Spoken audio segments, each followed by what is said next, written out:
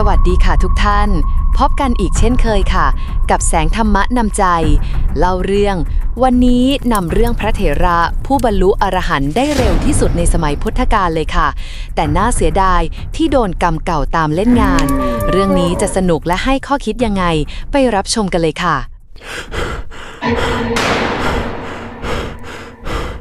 พระพาหิยะเถระเป็นผู้มีชาติภูมิเกิดอยู่ในวรรณแพทย์ซึ่งเป็นวรรณะของพ่อค้าและนักธุรกิจในสังคมอินเดียโบราณท่านสืบเชื้อสายมาจากครอบครัวที่มั่งคั่งมีทรัพย์สินมากและมีฐานะดีในท้องถิ่นเมื่อเจริญวัยและเข้าสู่วัยทำงานพระพาหิยะได้ประกอบอาชีพพาณิชกรรมหรือการค้าขายซึ่งเป็นกิจกรรมที่สืบทอดต่อกันมาในวงตระกูลเพราะอาศัยความชำนาญด้านการเดินเรือและค้าขายทางทะเลเพราะภูมิประเทศของแคว้นพาหิยะตั้งอยู่ใกล้ชายฝั่งจึงมีความเหมาะสมต่อการเดินเรือและทำค้าข้ามทะเลเป็นอย่างยิ่งการเดินเรือค้าขายดำเนินไปอย่างปกติเรื่อยมาท่านเป็นพ่อค้าที่มีประสบการณ์สูงในการเดินเรือไกลข้ามทะเลเคยเดินทางค้าขายระหว่างแคว้นและเมืองท่าต่างๆมาแล้วนับครั้งไม่ถ้วนโดยเฉพาะแคว้นกัมโพชะผ่านท่าเรือสำคัญอย่างท่าสุปาระกะแม้จะมีความชำนาญและประสบการณ์มากเพียงใดธรรมชาติก็ยังมีอำนาจเหนือความสามารถของมนุษย์วันหนึ่งขณะที่เรือของพระพาหิยะกำลังล่องอยู่กลางทะเลลมพายุรุนแรงได้พัดโหมเข้าใส่ในทะเลอย่างฉับพลันส่งผลให้เกิดคลื่นลมขนาดใหญ่พัดซัดเรืออย่างรุนแรงเรือพาณิชย์ลำใหญ่ที่บรรทุกสินค้าและลูกเรือจำนวนมากไม่สามารถต้านทานพลังแห่งธรรมชาติได้ในที่สุดเรือก็อับปางลงกลางทะเลไม่มีผู้ใดรอดชีวิตเลยแม้แต่คนเดียวนอกจากพระพาหิยะเพียงผู้เดียวซึ่งแม้จะเผชิญกับความหายนะร้ายแรงเช่นนี้แต่ด้วยความเข้มแข็งของจิตใจและสัญชาตญาณในการเอาชีวิตรอดท่านจึงคว้าเกาะแผ่นกระดานชิ้นหนึ่งที่ลอยมากับซากเรือไว้ได้และใช้มันเป็นอุปกรณ์ช่วยพยุงตัวไม่ให้จมน้ำเป็นเหยื่อของปลาและในที่สุดเมื่อพายุสงบลงเขาก็สามารถเอาชีวิตรอดมาถึงฝั่งทะเลบริเวณท่าสุปาระกะได้อย่างปาฏิหาริย์เมื่อขึ้นถึงฝั่งแล้วสภาพของพระพาหิยะนั้นน่าเวทนายิ่งนักเสื้อผ้าอาภรณ์ที่สวมใส่หลุดหายไปหมดในทะเลท่านเหลือเพียงร่างกายเปล่าเปลือยที่เปียกปอนบอบช้ำอ่อนแรงจากความเหน็ดเหนื่อยหิวโหยและหนาวเหน็บยิ่งนักบริเวณท่าเรือสุปาระกะในเวลานั้นเป็นศูนย์กลางการค้าสำคัญมีพ่อค้าชาวเมืองและพวกคนมากมายพลุกพล่านเดินทางมาค้าขายหรือขนส่งสินค้าท่ามกลางผู้คนมากมายเช่นนั้นพระพาหิยะท่านก็เกิดความละอายใจอย่างยิ่งที่ต้องอยู่ต่อหน้าสาธารณชนด้วยสภาพร่างกายเปลือยเปล่าไม่มีสิ่งใดปกปิดแม้เพียงเล็กน้อยด้วยความรู้สึกละอายและความต้องการรักษาศักดิ์ศรีของตนท่านจึงพยายามหาวัสดุธรรมชาติเช่นเปลือกไม้ใบไม้หรือเศษผ้าที่พอจะหาได้จากบริเวณริมชายฝั่งมาประดิษฐ์ทำเป็นเครื่องห่มกายชั่วคราวเพื่อปกปิดร่างกาย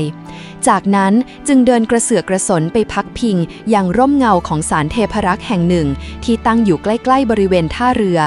ซึ่งศาลนี้เป็นที่เคารพบูชาของชาวเมืองเป็นสถานที่เงียบสงบที่พอจะอาศัยพักพิงได้ชั่วคราว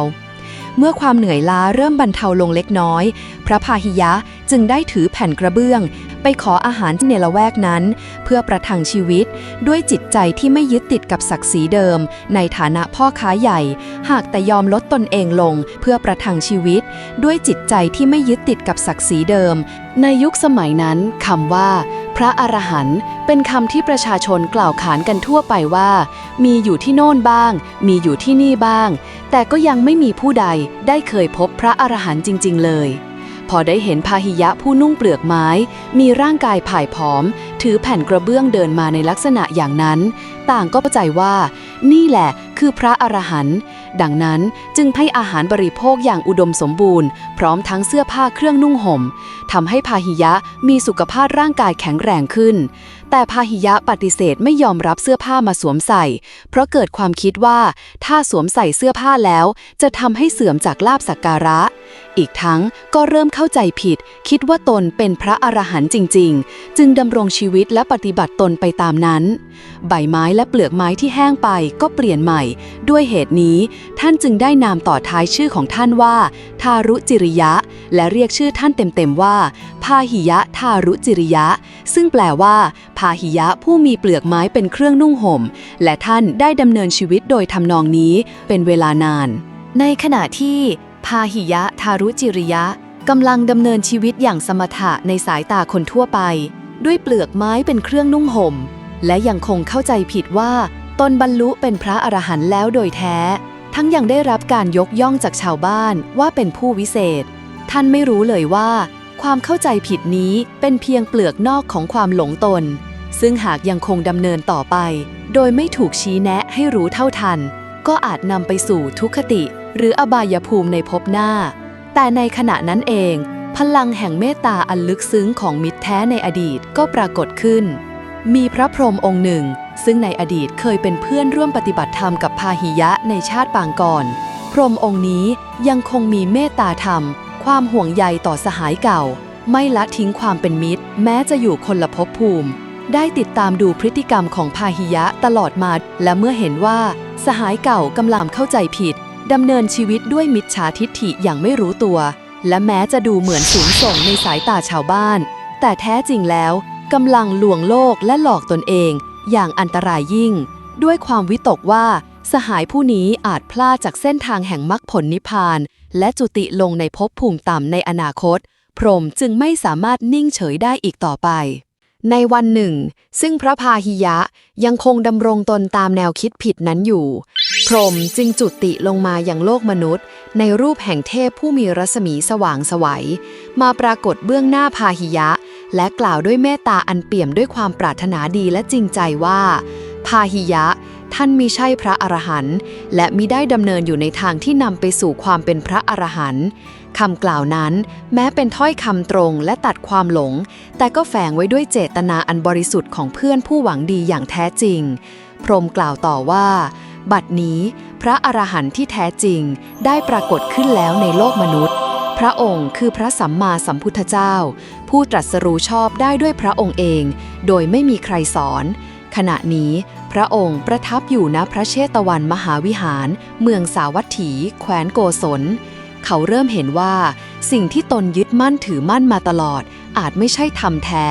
และเขาอาจหลงทางอย่างลึกซึ้งโดยไม่รู้ตัวจริงๆพระหิยะได้ฟังคำเตือนของพระพรหมผู้เป็นสหายเก่าแล้วเกิดความสลดใจในการกระทำของตนเองรู้สึกสำนึกผิดเลิกละการกระทำนั้นและเกิดความปิติยินดีที่ทราบว่าพระพุทธเจ้าเกิดขึ้นแล้วในโลกจึงรีบออกเดินทางจากท่าเรือสุปารกะมุ่งสู่เมืองสาวัตถีซึ่งมีระยะทางถึง120โยชน์ท่านเดินทางทั้งวันทั้งคืนอย่างรีบร้อนเพื่อเข้าเฝ้าพระบรมศาสดาให้เร็วที่สุดเพราะไม่รู้แน่ว่าความตายจะมาถึงเมื่อใด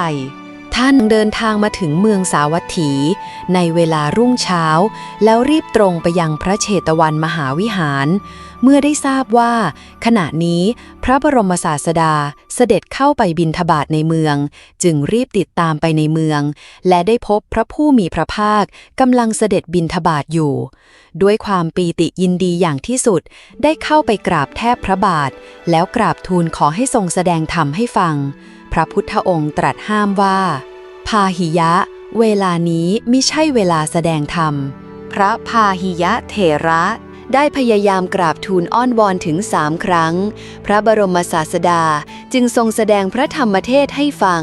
โดยตรัสสอนให้สำรวมอินทรีย์คือเมื่อเห็นรูปก็สักแต่ว่าเห็นได้ยินก็สักแต่ว่าได้ยินได้กลิ่นก็สักแต่ว่าได้กลิ่นลิ้มรสก็สักแต่ว่าลิ้มรสและสัมผัสสักแต่ว่าสัมผัสเท่านั้นอย่ายินดีในสิ่งเหล่านั้นและหมั่นศึกษาในไตรสิกขาคือศีลสมาธิปัญญาอยู่เป็นนิจพระพาหิยะเถระทรงกระแสจิตไปตามกระแสพระธรรมเทศนาก็ได้บรรลุพระอรหัตผลในทันที ท่านได้กราบทูลขออุปสมบทแต่พระพุทธองค์ทรงทราบด้วยพระญาณว่า